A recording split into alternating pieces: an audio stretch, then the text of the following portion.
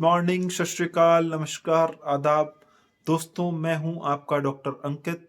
और जैसा शायद हमने सबने अपनी लाइफ में देखा होगा कि हमारे आसपास सर्दियों में हार्ट अटैक का खतरा, हार्ट की प्रॉब्लम का खतरा बढ़ जाता है। और हम कई बार देख चुके होते हैं ऐसे, शायद हमने भी बचपन से देखते आ रहे हैं लाइफ में, जब डॉक्टर नहीं भी बने थे, कि किसी नेबर के यहाँ खाना खाया, ठीक-ठाक था, सर्दियों का टाइम था और सुबह एकदम से खाना रात को खा के सोए थे और सुबह एकदम से हार्ट अटैक मिला। तो सर्दियों में पहली चीज़ ये कि हार्ट अटैक का खतरा बढ़ता है, क्यों बढ़ता है, एक्चुअल क्या कहानी है और कौन से ऐसे 5 काम हैं जो हमें हार्ट अटैक से बचा सकते हैं, स्पेशली विंटर्स में। तो क्या करें, थोड़ा-सा कोल्ड है, सर्दी स्टार्ट हो गई है। खैर, तो क्या होता है? एक्चुअली हमारे जिस तरह से हम सर्दियों में सिकुड़ते हैं, हम श्रंक करते हैं, ऐसे करते हैं, इसी तरह से हमारी जो नाड़ियाँ हैं, हमारी जो आर्टरीज़ हैं, ब्लड वेसल्स हैं, बॉडी में वो भी सिकुड़ते हैं, जो सारे पाइप हैं वो भी सिकुड़ते हैं। जब वो श्रंक होंगे तो हार्ट को एक्स्ट्रा काम करना पड़ेगा, एक्स्ट्रा प्रेशर देना पड़ेगा ब्लड फ्लो आगे तक पहुंचाने के लिए। सर्दियों में उनका सिकुड़न का कारण ये है कि ठंड है और जब हमारे वेसल्स जो होते हैं वो हमारी बॉडी की हीट को प्रिजर्व करके रखने की कोशिश करते हैं कि अंदर गर्मी बनी रहे, ऐसा ना हो कि हम ठंडक से मर जाएं। तो वो एक नेचुरल प्रोसेस है कि हमारे ब्लड वेसल श्रिंक करेंगे, कंस्ट्रिक्ट होंगे और हार्ट को एक्स्ट्रा काम करना पड़ेगा ब्लड पंप करने के लिए। तो मतलब ये समझिए कि पीछे से प्रेशर ज़्यादा लगाना पड़ेगा, प्रेशर ज़्यादा लगाना पड़ेगा तो ब्लड प्रेशर बढ़ जाएगा। तो सर्दियों में वेसल्स कंस्ट्रिक्ट हुए, नसें सिकुड़ी, जिनको हम नाड़ियाँ कहते हैं, नाड़ियाँ सिकुड़ गई, ब्लड प्रेशर बढ़ गया, तो ओवरऑल हार्ट अटैक का खतरा ज़्यादा हो गया। साथ ही साथ क्या चीज़ें और होती हैं जो ऐड कर देती हैं, अगर किसी को डायबिटीज़ है तो हार्ट अटैक का खतरा वैसे ही ज़्यादा बढ़ जाता है, बीपी भी हो गया, हार्ट अटैक का खतरा ज़्यादा बढ़ गया। और साथ ही साथ सर्दियों में बिस्तर में बैठ के खाने में मज़ा बहुत आता है। बंदा आराम से बैठ जाता है और पेल-पेल के खाता है। अब खाने में कंट्रोल करना बहुत ज़रूरी है। हमें ये नहीं पता चलता हम ओवर ईटिंग कर रहे हैं, हमारे हार्ट ही तो पंप करेगा ब्लड। जब हार्ट को ज़्यादा बल ब्लड पंप करना पड़ेगा, खा लिया, उसको डाइजेशन के लिए ज़्यादा मेहनत करनी पड़ेगी। तो खाना भी हम बहुत ज़्यादा खाना शुरू कर देते हैं, एक्स्ट्रा चीज़ें खानी शुरू कर देते हैं। नमक, तेल का ध्यान नहीं रहता, बीपी बढ़ रहा है, हार्ट को ज़्यादा काम करना पड़ रहा है, डाइट खराब हो गई है। सर्दी के कारण जो हम पहले घूमने जाते थे, मॉर्निंग वॉक करते थे, वो भी अब बंद हो गई। तो फिजिकल एक्टिविटी भी खराब हो गई और हमने बेड पे पड़ा रहना और खाना पीना गलत शुरू कर दिया। सर्दी के कारण जिनको सुट्टा मारने की आदत है, सुट्टों का रेट बढ़ गया, स्मोकिंग बढ़ गया।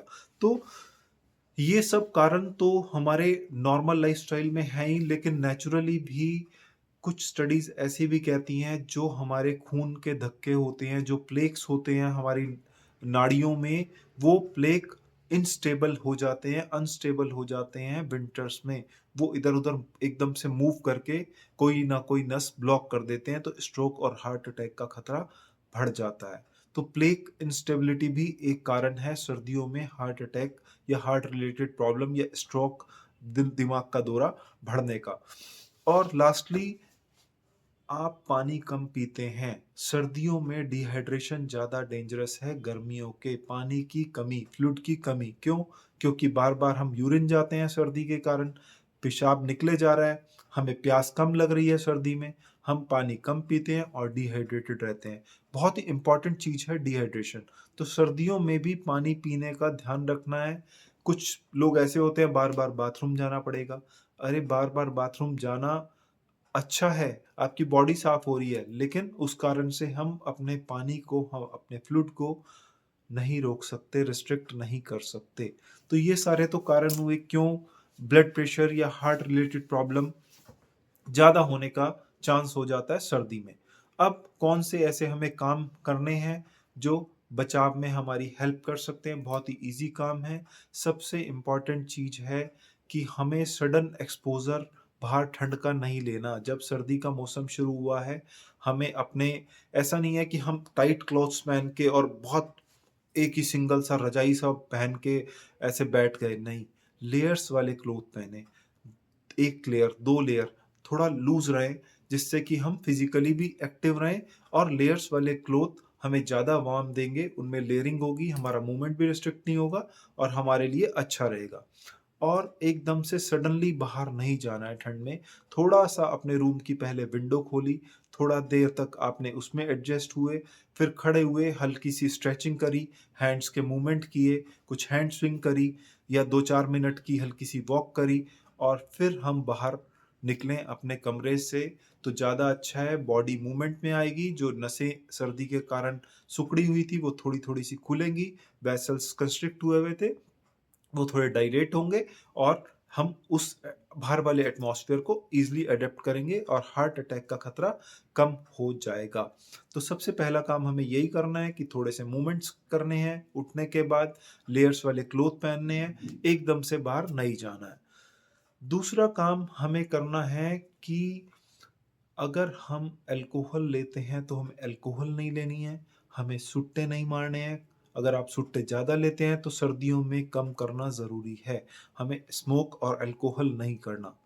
तीसरा काम, हमें बैलेंस्ड डाइट पे ध्यान रखना है, हमें अच्छी डाइट लेनी है। जैसे मैंने बताया कि जब डाइट खराब हो जाती है, हम सर्दी में ज़्यादा खाने लग जाते हैं, घी तेल ज़्यादा खाते हैं, नमक ज़्यादा खाने लग जाते हैं, बैठे-बैठे अच्छा लगता है सर्दियों में खाना, पकोड़े समोसे खाने लग जाते हैं, तो हमें ज़्यादा तला हुआ नहीं खाना। सर्दियों की बहुत अच्छी फूड आइटम्स हैं, जैसे बीट रूट है, चुकंदर जिसे कहते हैं, उसमें नाइट्रेट होता है, वो वैसोडाइलेशन करता है, हमारे बीपी को भी रिड्यूस करता है।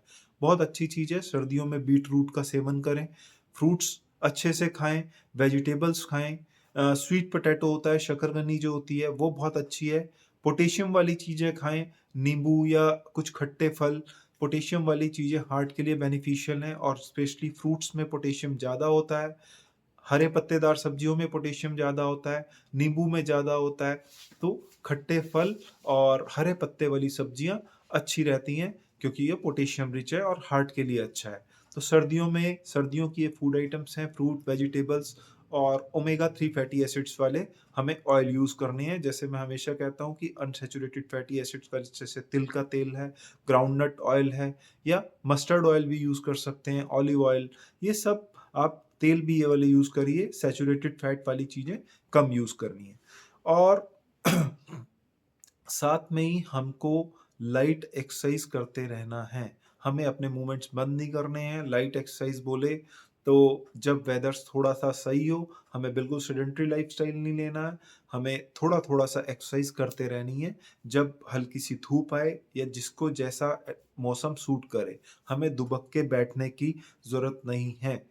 और जैसा मैंने पहले कहा कि हाइड्रेशन हम अच्छे से मेंटेन करके रखें, इस डर से पानी ना पीना कि हमें बार-बार वॉशरूम जाना पड़ेगा, हमें आलस आता है, सर्दी में निकला नहीं जाता, हमें अपना हाइड्रेशन मेंटेन करके रखना बहुत ज़रूरी है। और last but not the least, BP monitoring regular कराते रहनी है, और अगर किसी को डायबिटीज़ है तो वो शुगर का भी अपना विशेष ध्यान रखें। बीपी सर्दियों में बढ़ता है, कारण मैं पहले समझा चुका हूँ। तो बीपी के लिए हमें मेडिसिन्स कई बार बढ़ानी भी पड़ती हैं, सर्दियों में ज़्यादातर हमें डोज़ बढ़ानी पड़ती है। तो अगर बीपी मॉनिटर करें, बीपी अगर ज़्यादा होता है, बढ़ता है, 140-90 क्रॉस कर रहा है, अगर आप रिपीटेड चेक कर रहे हैं, तो एक बार अपने क्लिनिशियन से ज़रूर कंसल्ट करें, और बीपी की मेडिकेशंस को थोड़ा-सा हम शफ़ल कर सकते हैं, बढ़ाना-घटाने वाला काम कर सकता है आपका क्लिनिशियन। तो मेरे ख़्याल से छोटे-छोटे काम अगर हम अपनी लाइफ़स्टाइल में करें, तो सर्दियों में सडन हार्ट अटैक से और अपनी फैमिली के आने वाले खतरे को कम कर सकते हैं, बचा भी सकते हैं, और आप भी बचा सकते हैं। किसी को अगर आपको ये वीडियो पसंद आई हो, तो ये वीडियो शेयर करके आप भी किसी की हेल्प कर सकते हैं, कि लोगों को अवेयरनेस हो, पता चले कि हमें सर्दियों में क्या-क्या माइनर से चेंजेस करने हैं, जिससे हमारी फैमिली और कोई मेंबर बच जाए। तो बस सबकी हेल्थ के लिए हमें ध्यान रखना है, और अगर आपको वीडियो पसंद आई हो तो ये वीडियो को अपने नियर एंड डियर्स को दिखाना मत भूलिएगा। हम फिर से मिलेंगे अच्छी सी वीडियो के साथ। तब तक के लिए आप अपना ध्यान रखिए। Take care. Bye bye.